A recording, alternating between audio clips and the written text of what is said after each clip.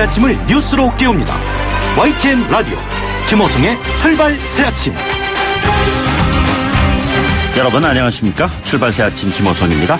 어제 정의당 원내대표인 윤소화 의원의 국회의원회관 사무실로 택배가 배달됐습니다. 택배 안에는 협박 편지와 흉기 그리고 새의 사체가 담겨 있었습니다. 충격입니다. 이와 비슷한 일 과거에 없었던 것은 아닙니다. 하지만 입법부 한복판에 불거진 이 같은 상황은 우리 사회의 폭력의 일상화가 얼마나 광범위하게 퍼져 있는가를 반증하는 것이 아니겠습니까? 자신의 주장을 표현하는 방식이 이처럼 폭력적일 때 공감이 사라지고 대신 공포가 자리 잡게 되죠. 공포는 그 같은 상황에 대한 침묵의 정서를 합리화시킵니다. 상식과 정의가 설당은 갈수록 좁아지겠죠. 한 전직 국회의원이 이렇게 말했습니다. 나는 식물국회란 표현에 동의하지 않는다. 식물의 생명력이 얼마나 강인한지 모르고 하는 소리다. 이 말을 들으면서요, 국회를 비난할 때 쓰고 나는 또 다른 표현, 동물국회가 연상됐습니다. 동물국회에 배달된 이성을 잃은 협박 택배, 수신자인 윤 의원은 특정 개인의 일탈행위라기보다는 정치 세력들이 조장한 무책임한 편가르기라고 말했습니다. 폭력을 조장하는 개인들이 세력화될 때 사회 정의는 위협받습니다. 걱정이 큽니다. 오랜 공전 끝에 문을 연 국회, 식물국회, 동물국회라는 오명에서 일하는 국회, 그래서 격려 택배가 닿지 않은 그런 국회가 됐으면 합니다. 7월 3일 수요일입니다. 지금 출발하겠습니다.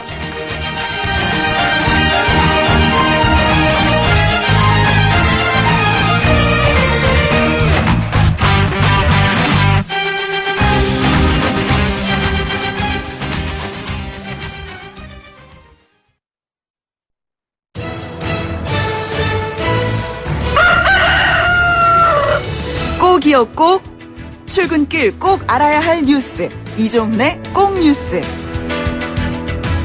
네, 오늘 꼭 아셔야 할 뉴스 정리해 보도록 하죠. 시사평론가 이종건 박사 나오셨습니다. 어서 오십시오. 네, 안녕하세요. 제가 그 오프닝에서 7월 4일이었는데 3일이라고 잘못 얘기했습니다. 7월 4일 아침에 찾아오신 이종건 박사님이십니다. 네. 하루를 까먹으셨네요. 네. 그 어떤 미래보다도 지나간 과거처럼 아름답진 않은 것 같습니다. 예. 어제 급식대란 상황이 어떤지요? 예, 당초 예상은 뭐 한 4,600여 개 교에서 좀 어려움이 있지 않겠느냐. 네네. 이 가운데 한 3,600여 개 학교에서 이제 대체급식, 그다음에 220여 개 학교가 단축 수업을 할 것으로 예상이 됐는데요. 예. 실제로 대체급식을 제공한 학교는 2,500여 곳. 네네. 그리고 단축 수업 진행한 곳은 230곳이었다고 합니다. 예. 파업 참가자도 뭐 한 5만 명 정도는 참가하지 않겠냐라고. 저 어제 광화문 좀 지나갔었는데요. 네. 굉장히 많은 인원이 모였더라고요. 예. 그런데 실제 참가자는 2만 2천여 명 수준이었다 그러고요. 네네. 그러니까 오늘은 조금 더 줄 것 같다 그럽니다. 그러니까 이 총파업 참가자 숫자도 2만 명을 조금 넘은 수준. 예. 그리고 이제 급식에 좀 문제가 발생하는 곳도 한 2,056곳 정도로 좀 어제에 비해서는 많이 줄어들 것으로 예상이 되고 있습니다. 네네. 그럼에도 불구하고 일단 뭐 내일까지는 이 학생, 학부모 모두 좀 견디셔야 하는 그런 예. 그 상황이고요. 지금 그제 막판 협상 결렬 이후에 교육당국이 연대회의 측에 다시 교섭을 제안한 상태이긴 합니다. 네네. 뭐 아직 이제 재개한다는 얘기는 없습니다만 빨리 재개를 해서 좀 논의를 하는 게 좋지 않을까 이렇게 싶고요. 문제는 이제 5일 이후에도 이게 어떻게 될 거냐 하는 건데 장기화할 경우에는 좀 이제 문제가 되겠죠. 네네.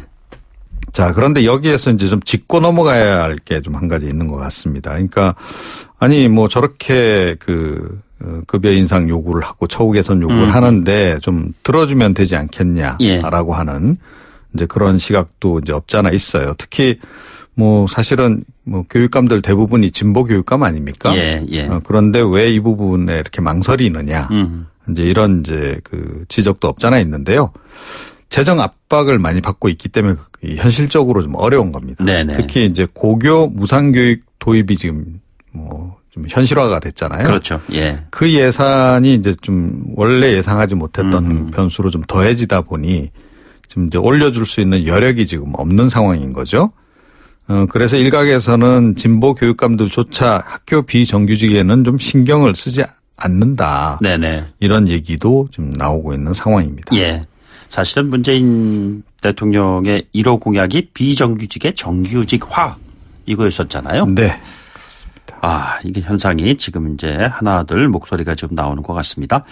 문재인 대통령이 김유근 청와대 국가안보실 1차장에게 엄중 경고 조치를 내렸다고 하는데 왜 그랬죠? 네. 그러니까 이번에 일단 상황 관리를 잘못했다. 뭐 이렇게 지금 이제 보는 것 같습니다. 뭐 아시다시피 어제 이제 국무조정실 주관으로 북한 목선 사건 관련해서 정부 합동조사 결과 발표가 있었죠. 정리를 하면 우리 군의 경계작전에 문제가 있었다. 네네. 그다음 북한 이 선언의 대공 혐의점은 없었다. 그러니까 간첩선은 아니었다. 이런 얘기고 세 번째로는 축소 은폐 정황은 없었다. 넷째 발표 관련 청와대 개입도 없었다. 이렇게 정리를 할 수 있을 것 네네. 같아요. 자, 일단 8군 단장을 보직 해임했고 합참의장에 대해서는 엄중 경고, 제23사단장과 제1함대 사령관은 징계위에 회부를 했습니다. 23사단장은 사실은 이번 그 일 벌어지기 이틀 전에 취임을 한 거로 알고 있습니다만 네네. 하여튼 좀 이렇게 됐습니다.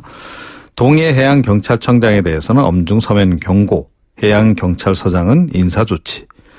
여기에 더해서 이제 그 국가안보실 1차장에 대해서 대통령이 엄중 경고 조치를 취한 건데 그 이유는 행정관이 국방부 100브리핑에 참석한 사실이 뒤늦게 드러나서 군 당국의 허위 보고 은폐 의혹 논란을 키우는 등 청와대 대응이 부적절했다. 예. 이런 설명입니다. 네네. 자, 그러니까 뭐 청와대에서 개입을 한 부분이 드러나서 예. 그거에 대해서 이제 엄중 경고 조치를 취한 건 아니다. 이런 얘기입니다.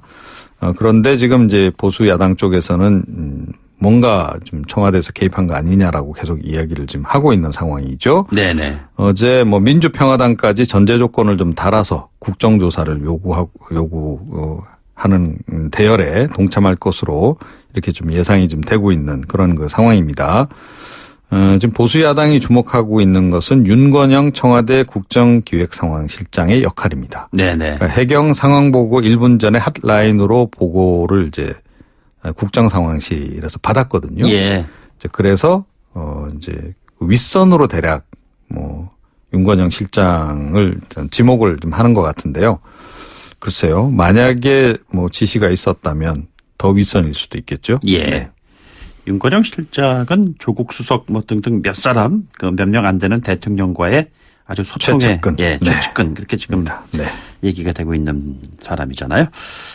자, 더불어민주당이 저는 사개특위위원장을 맡을 것이다라는 얘기를 사실 더 많이 들었는데 네. 정개특위위원장을 맡는 쪽으로 가닥을 잡는 것 같습니다. 네. 그러니까 뭐 대체로 이제 사개특위위원장을 이제 맡는 쪽으로 예상을 했죠. 저도 예. 그렇게 예상을 했는데 지금 뭐 여러 논의를 거친 끝에 지금 야3당이 지금 굉장히 그 공조 전선에 이상이 생길 수 있다. 예. 라고 지금 이제 문제 제기를 하다 보니 기류가 좀 변한 거 아니냐 이제 이런 얘기인데요. 오늘 의원총회를 열어서 최종 결정을 할 것으로 보입니다. 네네. 그런데 어제 더불어민주당의 정개특위 간사인 김종민 의원이 여러 방송 또 이 매체들하고 인터뷰 이런 과정에서 지금 정개특위 위원장을 더불어민주당 쪽이 그 맡을 것처럼 계속 지금 이야기를 하고 있어요. 네네. 그래서 그쪽으로 지금 가닥을 잡은 거 아니냐라고 하는 관측이 좀 나오고 있는 그런 상황입니다.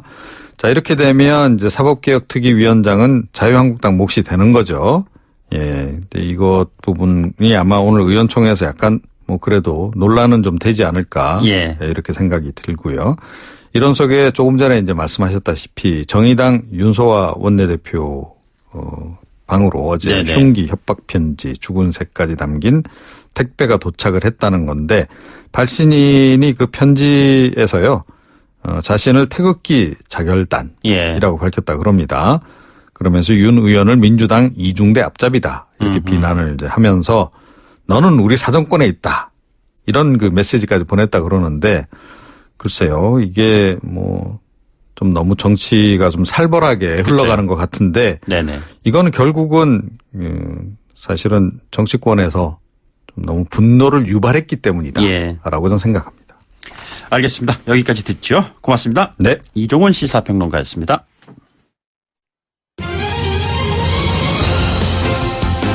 가장 뜨거운 이슈. 오늘의 헤드라인.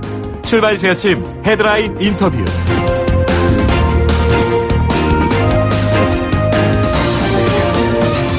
지난 1일 우리나라에 대한 반도체 그리고 디스플레이 필수 소재 세계 품목에 대한 수출 규제 조치를 내놓은 일본 강제징용 배상 판결에 대한 보복성이 짙다는 것이 국내외 전문가들의 분석입니다. 물론 일본 정부는 보복성이 아니라고 선을 긋고 있습니다.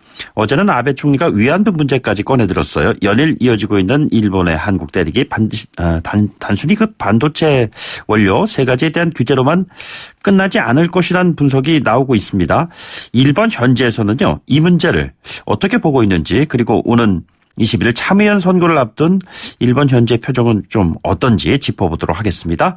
김경주 일본 도카이대 교양학부 교수 전화로 연결돼 있습니다. 교수님 안녕하십니까? 네, 안녕하십니까? 예. 기온이 지금 많이 올라가는데 일본은 지금 날씨가 어느 정도인지 모르겠습니다.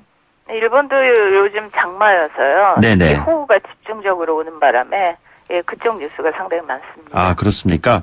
이번 그 한국에서 일본의 수출 규제 조치를 놓고 많이 그 탑뉴스를 장식하는 뉴스 아이템이 되고 있습니다. 징용 배상 판결에 대한 보복성 조치다, 이런 이야기도 하고 있고요. 그런데 정작 일본의 반응은 어떤지 모르겠습니다. 예, 먼저 그 언론의 전체적인 반응은 우리보다는 훨씬 침착한 편이죠. 네네. 이 보복성 조치를 정부가 할 수 있다, 이런 발언은 올해 들어와서 어느 정도 꾸준히 이어졌기 때문에 예상을 하고 있었던 것 같은 그런 반응입니다. 네네. 그런데 그 찬성과 반대가 이제 양쪽이 다 있는데요. 특히 반대하는 쪽에서는 일본이 그 G20를 마치자마자 이런 식으로 그 조치를 취함으로써 자유무역을 표방했던 네네. 스스로의 입장을 번복하는 게 아니냐.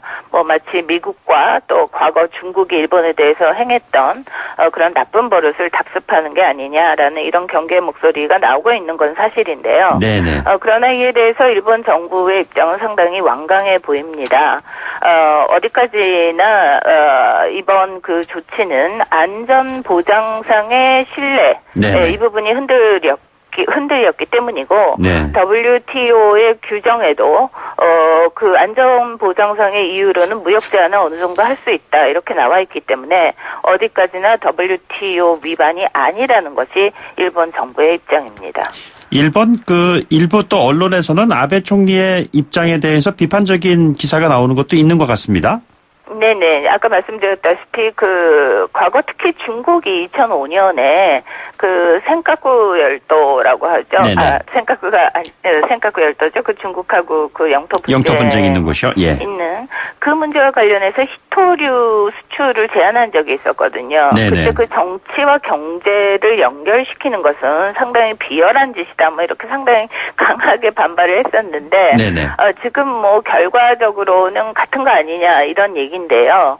그러나 일본이 왜 그렇다면 어디까지나 이게 WTO 위반이 아니다라고 뻗댈 수 있느냐 하면은, 이게 우리나라에서 이거를 수출 규제라고 상당히 많이 보도를 하기 때문에 마치 수출이 제한되고 수출을 못하게 되는 것처럼 오해하실 수도 있는데요. 네네. 그것이 아니라 여태까지 일본의 외환법에 입각해서 한국에게는 특혜를 줬었다.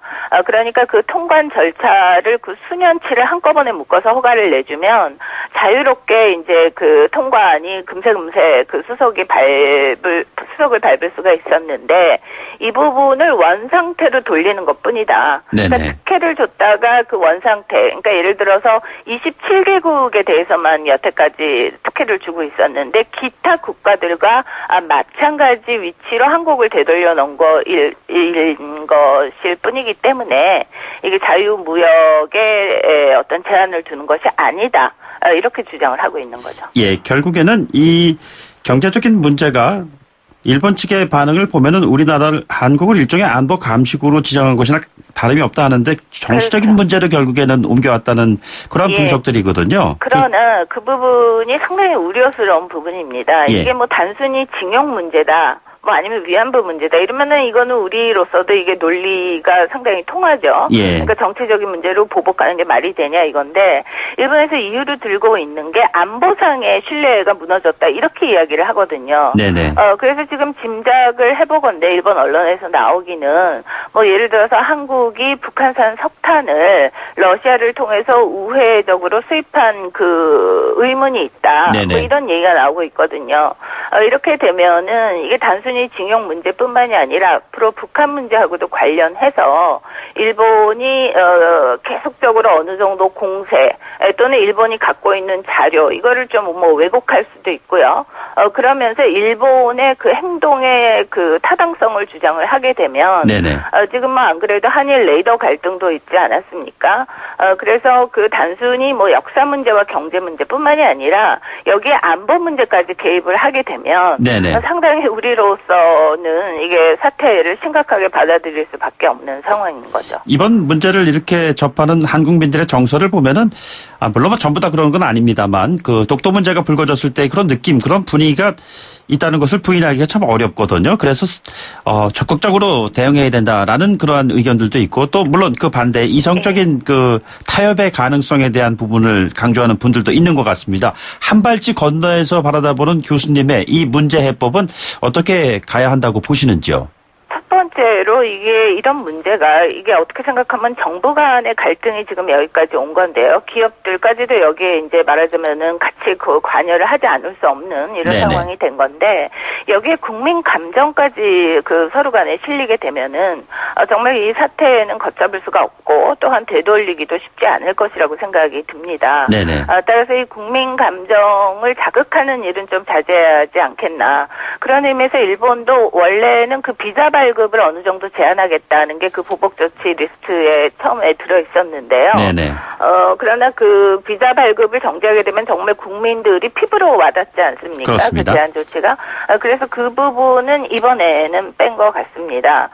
그러나 어떻든 간에 이런 그 감정을 자극하지 않기 위해서는 한일 양국 정부가 이 문제에 관해서 현재 일고 있는 특히 그 징용 판결 문제에 관해서는 적극적인 대처를 할 수밖에 없다 이렇게 보여집니다. 일본의 논리도 이게 역사 문제가 아니라 이 역사 문제로 인해서 한국에 진출해 있는 일본 기업이 실질적인 피해를 입는다면 네네. 우리로서도 대응 조치를 하지 않을 수 없다 이거거든요. 예, 다행히 아직까지 그 한국에 있는 일본 기업들의 재산 매각까지는 사태가 이루고 있지 않습니다. 네네. 그래서 그런 그 현금화 조치가 이루어지기 이전에 이거는 마주할 수밖에 없다. 사법부 판단이기 때문에 정부는 관여할 수 없다. 논리적으로는 그게 맞죠. 판단 자체에는 정부가 관여할 수 없지만 네네. 그 사법부의 판단으로 인해서 야기되는 외교적 문제 또는 그 기업들의 희생 이거에 대해서는 우리 정부도 적극적으로 대응하는 것이 맞다고 봅니다. 예. 비자 발급 제한이라는 것은 사실상 일상적인 생활을 하는 모든 분들에게 적용될 수 있는 부분인데요. 이렇게 된다면은 추가 조치로 만약에 이런 것이 이루어진다면은 정말 감정상의 문제로 확산되지 않을까라는 걱정이 듭니다. 실제로 그렇게 되지 않겠습니까? 네네. 비자 발급을 어느 단계에서 제한을 할 것인지 이것은 조금 더 두고 봐야겠습니다만은 비자 발급까지 가기 이전에 네네. 일본이 쓸 카드가 상당히 많습니다. 뭐 이번에는 반도체와 관련된 세 개의 부품에 대해서인데요. 네. 반도체만 해도 여러 가지 부품이 있고 그다음에 제조업 관련해서는 특히 금속, 철강 뭐 이런 쪽도 상당히 한일 간에 연계가 돼 있고요. 또한 그 다음에는 금융 그러니까 외환 관리와 관련해서 어떤 송금이나 이런 데 있어서도 어느 정도 제한을 할 수가 있기 때문에 이것을 그냥 단순히 일본이 그 국내 정치적으로 일시적으로 하는 거다 이렇게 생각할 것이 아니라 상당히 중장기적인 관계 개선과 또한 그 양국 간의 신뢰를 하루빨리 그 되돌릴 수밖에 없죠. 네네. 네. 교수님, 그런데 이게 WTO 제소한다는 이 과정은 사실 좀 지난한 과정이고요. 기간도 꽤 많이 걸리는데 그 네. 기간 많이 걸리는 이전에 외교적인 노력을 통해서 이 문제를 해결할 수 있는 방법은 없을까요? 예, 당연히 외교적인 노력을 기울여야 되겠죠. WTO에 관해서는 일본도 대응 논리를 상당히 마련을 해놓고 있을 겁니다. 네네. 일본이란 나라가 그렇게 쉽게 국제적으로 이건 뭐 잘못하면 비판받아 마땅한 일인데 그것을 당하고만 있지는 않을 거고요. 우리 같은 경우는 그러면은 그 어떤 방법이 가능하겠는가 이게 상당히 뭐 요원하기는 한데 결국에는 과거의 위안부 문제 같은 경우를 보더라도 이게 정부가 손 놓고 있다가 결국에는 위안부 그 피해자분들께서 헌법 소원을 하지 않았습니까? 그래서 네네. 결국에는 정부 간에 타협을 할 수밖에 없는 그런 상황까지 갔는데요. 그렇게 그 밀려서 가는 것이 아니라 보다 선제적으로 이 문제에 관해서 한국은 어떤 생각을 갖고 있는지 또한 어떤 그 요구를 일본에게 하고자 하는 건지 그거를 명확히 밝힐 필요가 있습니다. 일본이 지금 한국에 대해서 가장 답답해하는 것은 네. 뭐 어떤 뭐를 요구해서 답답하다 하기 이전에 한국 정부가 너무나도 묵묵부답이다. 예. 일본으로서는 상당히 여러 가지 조치를 요구하고 뭐 이렇게 하면 어떻겠냐 저렇게 하면 어떻겠냐라고 안을 이야기를 하려고 해도 그거를 들어줄 창구가 지금 마땅치가 않다. 예. 뭐 이런 불만이 있거든요. 그래서 일단은 마주하고 이 문제에 대해서 정면으로 논의하는 거기서부터 뭐 첫 걸음을 시작할 수밖에 없겠죠. 근데 마주해서 얘기를 하려면은 소통의 어떤 그 테두리 안에 함께 있어야 되는데 지난번 G20에도 보면은 양국 정상은 8초 만나서 이야기 진전이 전혀 이루어지지 못했습니다. 그래서 아베 총리가 이번 일을 펼치는 과정이 결국에는 정치적인 이유가 있다. 특히 구체적으로 참의원 선거를 앞두고 보수 세력의 결집을 위해서 이 같은 상황을 펼치는 것 아닌가라는 그러한 분석도 있는 것 같습니다. 어떻게 보시는지요? 당연히 국내 정치적인 목적이 있겠죠. 그것은 그 한일 양국 간이 마찬가지고요. 뭐 미국이나 중국이나 뭐 북한이나 다 그 국내 정치를 의식하고 외교를 펼치는 부분이 있습니다. 그런데 이번에 그러면 의도가 뭐냐? 일본 측의 국내적인 그걸 조금 해석을 해드리면 네네. 일본의 이번에 참의원 선거가 그 어느 선거보다 더 중요한 것이 아베 정권의 수권이 개헌 아닙니까? 일본의 헌법을 바꾸는 것인데요. 그러려면은 3분의 2 이상의 그 의석을 확보를 해야 됩니다. 개헌 세력만으로 3분의 2 이상을 확보를 해야 지금은 되는데 얼마나 되고 있습니까? 지금은 과반은 됩니다. 네네. 과반은 되는데 3분의 2까지 가려면은 조금 더 모자르죠. 네네. 한 10석 정도가 모자른데 지금 야당도 상당히 그 호전하고 있어서 예. 그렇게 상황이 녹록치만은 않습니다. 그런 의미에서 그 지지층의 결집을 위해서 아베 지지 기반이라는 게 있거든요. 그 우익 세력을 중심으로 한 그 사람들을 겨냥해서 내놓은 메시지다. 그 측면은 부정할 수는 없죠. 참여연 선거라는 것이 그 교수님 6년 임기에 선거는 3년마다 한 번씩 이루어지는 것 아닙니까? 3년마다 반씩. 반씩이요? 합니다. 예. 네네. 그런데 3분의 2를 채울 수 있는 가능성이 이번에 그러면 이 같은 상황이 연장선상에서 이루어질 수 있다고 지금 전망을 하시는지요? 지금 지난번 선거 같은 경우 123석 그러니까 그 투표를 하는데 자민당과 그 공명당 여당이 한 78석 정도를 확보를 했었죠. 네네. 그런데 그 3분의 2 이상이 되려면 83석 이상을 확보를 해야 합니다. 네. 그러니까 한 7개 내지 8개의 의석이 모자른데 그런데 그 지난번의 선거가 정말로 크게 이긴 선거였거든요. 예.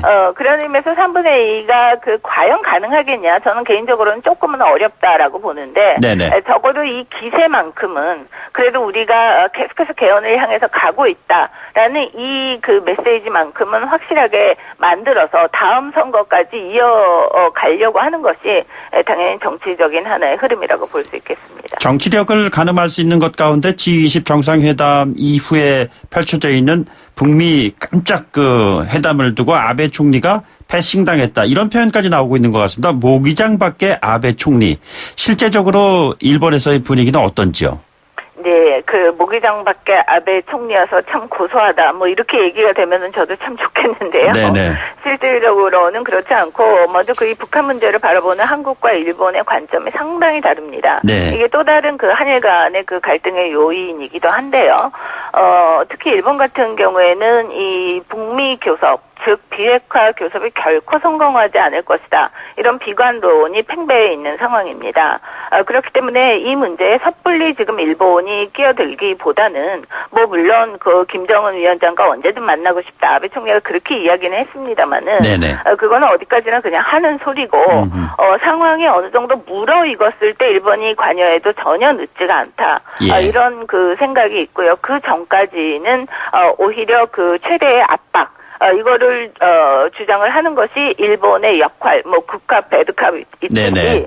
일본은 어디까지나 압박과 제재를 주장하는 그런 쪽으로는 일본 국내에서는 어느 정도 여론의 합의도 이루어지고 있는 상황입니다. 알겠습니다. 교수님 좀 정리가 되네요. 오늘 말씀 고맙습니다. 네, 감사합니다. 네, 지금까지 도카이도 대학의 교양학부 김경주 교수와 함께했습니다.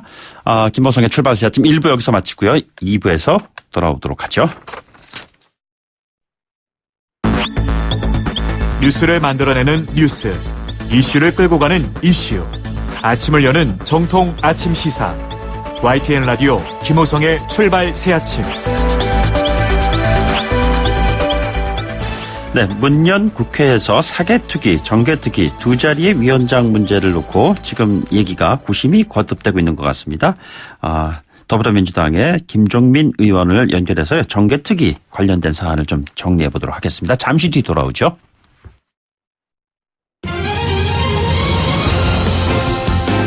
가장 뜨거운 이슈. 오늘의 헤드라인. 출발 새아침 헤드라인 인터뷰.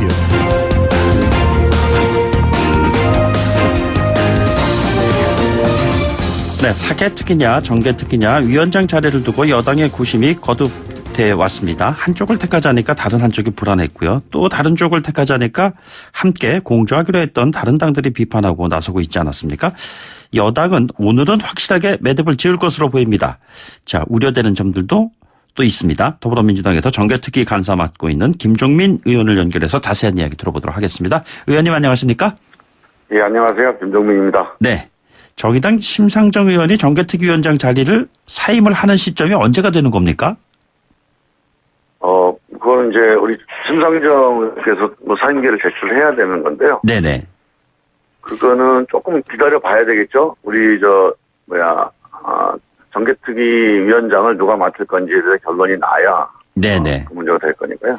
정의당 입장을 보면은 뭐 심지어는 그 해고라는 표현까지 나왔는데 말이죠. 정개특위 위원장 교체와 관련해서 그동안 민주당과 심상정 의원 측이 좀 뭔가 사전 교감이 없었나 뭐 이런 좀 질문에 대한 답변은 어떻게 하실 수 있죠? 사전 교감이 없었다는 건 사실이 아니고요. 예. 정의당의 심상정 의원님하고 저하고 우리 정개특위 차원에서 여러 번 논의를 했고요. 그리고 이제 제가 이인영 대표와 또 28일 날이 이제 최종 합의가 있었는데, 네네. 28일 날 한 10차례 정도 만나기도 하고, 전화 통화도 하고 하면서, 여러 가지 대화가 있었습니다. 예. 그래서, 충분히 이제 대화는 됐는데, 이게 약간 초점이 서로 약간 달랐던 거예요, 지금. 네네. 그래서 그게 좀 문제가 된 건데, 간단히 정리를 드리면, 지금 27일, 28일 날 여야가 합의하기 전 그 이틀 동안에 가장 중요한 쟁점이 뭐였냐면, 예. 정개특위 위원장을 누가 맡느냐 문제가 아니었고, 정개특위를 이 위원회를 그대로 연장할 거냐, 네네. 아니면 이 위원회는 그냥 그 기한이 종료됐으니까 그만두고 새로 위원회를 구성할 거냐. 네네. 이걸 가지고 이제 수차례 이제 대화가 있었는데, 한국당은 당연히 이 위원회는 그만두고 새로 위원회를 만들자, 재구성하는 입장을 가지고 있었고요. 예. 우리 여야 4당, 패스트트랙을 올렸던 여야 4당은 당연히 현재 위원회를 연장을 해야 된다. 네네. 이게 왜 차이가 있냐면, 현재 위원회를 연장을 하게 되면 이 위원장뿐만이 아니고 위원회의 표결 구조가 있습니다. 네네. 지금 이제 패스트트랙을 성사시켰던. 예. 그 다음에 현재 있는 위원들이 그대로 다 이제 이어지게 되거든요. 네네. 그러니까 지금 뭐 논란이 되고 있지만 위원장, 1소위 위원장, 그 다음에 위원회의 표결 구조 이런 것들이 다 그대로 연장되는 네네. 그런 선택을 당연히 해야 된다고 주장을 한 거고. 예. 그러니까 이인영 대표가 이 위원회의 연장을 성사시키기 위해서 오신환 대표하고 나경원 대표를 끝까지 설득을 해서 네네. 만들어낸 거거든요. 예. 그 과정에서는 우리 정개특위와의 대화를 통해서 만약에 연장이 안 되면 우리 위원회에서는 표결을 해서 의결을 해야 된다. 네네. 의결을 할 것이다. 라고 계속 말씀을 드렸어요. 예. 그래서 이인영 대표가 이제 그 정개특위 입장을 존중을 해서 현재 있는 정개특위를 연장시키는 합의를 만들어낸 건데, 이제 마지막에 심상정 의원이 이렇게 말씀을 이제 주셨어요. 자, 연장을 하게 된다면 위원장을 누가 하느냐, 이거는 네네. 큰 문제는 아니다. 여기에 연연하지 않는다. 단 한국당의 위원장이 가지 않으면 된다. 예, 그러니까 예. 뭐 바미당의 김성식 의원이 하던 아니면 우리 민주당 정개특위 위원 중에서 하던 그 문제가 안 된다. 이런 정도의 양해는 있으셨죠. 네네. 그런데 여야가 합의문에다가 위원장을 교체한다. 이런 명시적인 합의를 안 하는 게 좋겠다. 네네. 그건 뭐 이제 심상정 위원장님의 뭐 여러 가지 이제 뭐 체면이라든가 입장 이런 것도 있겠지만 더 근본적으로는 민주당이 한국당하고 합의해서 심상정 위원장을 교체하는 이런 합의를 하는 게 별로 이제 뭐 여러 가지 공조나 이런 거에 별로 도움은 안 된다 이런 판단도 있으셨겠죠. 네네. 근데 이 문제에 대해서 이제 이인영 대표가 계속 주장을 했어요. 그 명시하지 말고 합의를 해보자고. 예. 예. 그런데 결과적으로는 그게 이제 성사는 안 된 거죠. 네네. 협상이라는 게 상대방이 있는 거니까. 예. 그런데 우리가 애초에 주장했던 이 위원회의 연장이라고 하는 목표에서 본다면 위원장을 교체하느냐 마느냐 하는 거는 사실은 비중이 뭐 전체가 한 100이면 한 20, 30% 정도밖에 안 되는 거거든요. 네네. 더군다나 이 위원장을 한국당이 맡지 않는다면 사실은 우리 그 정개특위에서 요구했던 대부분의 내용이 다 수용된 거라고 봐야 돼요. 그래서 이인영 대표가 협상을 잘한 겁니다, 사실은. 자, 그러면 그 같은 배경에서 사개특위 위원장이 아니라 민주당의 정개특위 위원장을 가져갈 것이다. 이런 해석이 나오는 것이군요. 사실 이인영 대표도 협상을 하면서 이 협상 결론이 어떻게 되냐면 교섭단체가 맡는다. 그리고 교섭단체가 맡되 의석 순대로 선택한다. 이렇게 돼 있어요. 그럼 1야당, 그럼 1여당 아니겠습니까? 그렇죠. 네. 우리 당이 제일 이제 의석이 많으니까 우리가 먼저 선택을 하는 거니 정개특위를 선택하는 게 기본적으로 맞다. 이런 기본 전제 위에서 이제 그런 문구를 만들어낸 거예요, 사실은. 예. 그런데 왜 그걸 그럼 명시적으로 선택을 안 했느냐?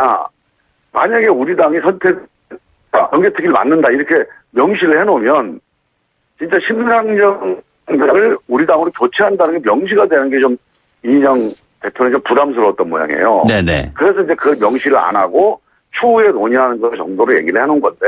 네네. 이제 그 점에서 이제 뭐를 맡을지 모른다 이런 얘기가 자꾸 나가니까 정의당에서 좀 민감해하는 거 아닌가 싶어요. 그런데 제가 보기에는 우리 당에서 정개특위 위원장을 맡는 게 맞다 그렇게 생각을 합니다. 그것을 오늘 의원총회에서 최종 확정 짓는 것인가요? 예, 이제 이인영 대표는 이 문제에 대해서 의원들의 의견, 특히 이제 그 사개특위를 맡아야 된다고 주장하는 의원들이나 지지자들이 또 적지가 않아요. 네네.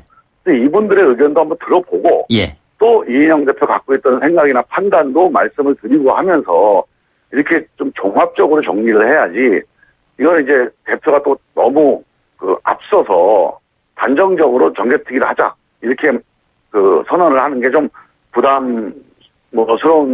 부담스럽다 이렇게 판단하시는 것 같아요. 네, 어느 특위를 그러나 의원님 네. 어느 특위의 위원장을 맡든 지금 패스트트랙에 합의했을 때 당시의 이야기는 선거법과 공수처법 연기해서 표결하기로 했기 때문에 한국당이 그 어떠한 하나를 지연시킬 경우에는 결국에는 둘 다 내년 3월 말까지 가면서 표결까지 가는 것이 아니겠느냐 이런 얘기가 있습니다.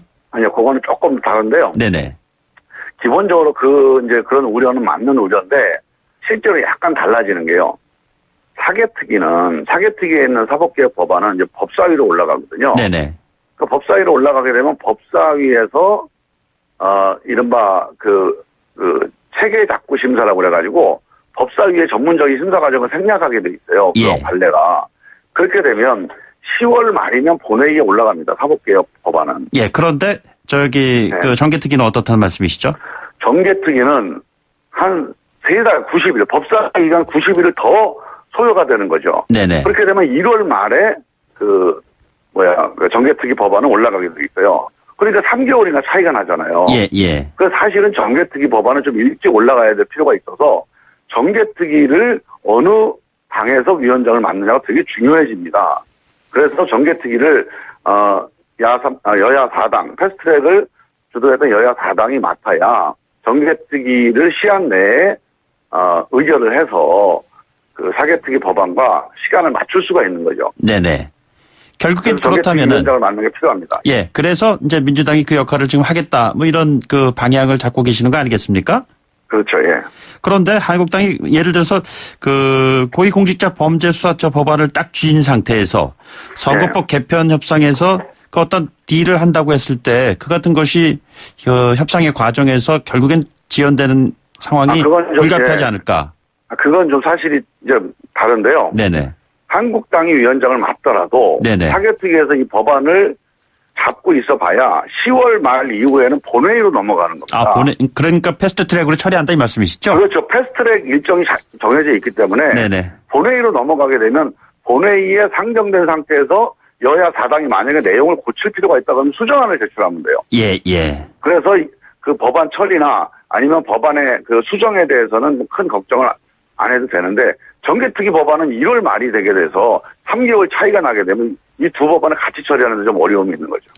알겠습니다. 이 패스트트랙 그 배경에서 빚어진 고소 고발 사건 관련해서 말이죠. 한국당 이종배 의원이 경찰에 수사자료 제출을 요구해서 논란이 되고 있습니다. 마땅히 해야 될 통상적인 상임위 활동입니까? 아니면은 수사 외압을 행한 것입니까? 아니요. 그거는 이제 한국당 의원님들이 좀 잘못하시는 건데요.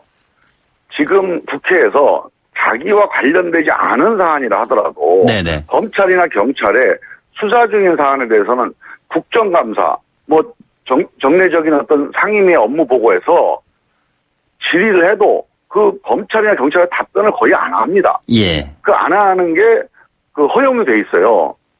그 수사 중인 상황에 대해서 이거 집행권에 속하는 거 아닙니까? 네네. 입법권자가 집행이 진행되고 있는 사안에 개입해서 이렇게 해라 저렇게 해라 개입하면 안 해요. 삼권분립의 원칙에 어긋나는 거거든요. 네네. 그런 점에서 보면 지금 수사가 지금 진행되고 그 수사를 계획하고 있는 상태에서 특히나 수사 대상자들 아까 지금 그 수사 대상자들이 그 나하고 관련된 수사에 대해서 지금 어떻게 지금 진행하고 있어? 또 수사 중점 그 포인트가 뭐야? 앞으로 수사 어떻게 할래? 압력이란 얘기죠? 네, 질문하는 거는 그거는 입법권의 남용입니다. 그럼 제가 보기에는 직권 남용에 해당되고요. 그래서 바람직하고 국민들이 아마 그 부분을 비판해 보실 것 같아요. 알겠습니다. 오늘 아침 말씀 여기까지 듣죠. 고맙습니다. 예. 지금까지 더불어민주당의 김종민 의원이었습니다.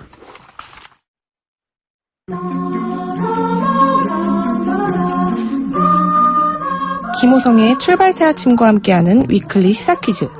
정답자 중 추첨을 통해 소정의 선물을 보내드립니다. 지난 30일 오후 트럼프 대통령과 김정은 위원장이 만났습니다. 트럼프 대통령의 깜짝 제안에 김정은 위원장이 화답하면서 그야말로 속전속결 이루어진 건데요. 특히 북미 두 정상의 만남은 한반도에서 정전협정이 체결된 지 66년 만의 일이라 더 의미가 깊습니다. 트럼프와 김정은 두 정상이 역사적 악수를 나눈 곳이자 분단의 상징인 이곳은 어디일까요? 1번 판문점, 2번 문익점. 짧은 문자 50원, 긴 문자 100원의 유료 메시지 샵 0945 우물정 0945로 보내주시면 됩니다. 김호성의 출발 새 아침 2부 여기서 마치고요. 잠시 후 8시 10분 3부에서 만나요.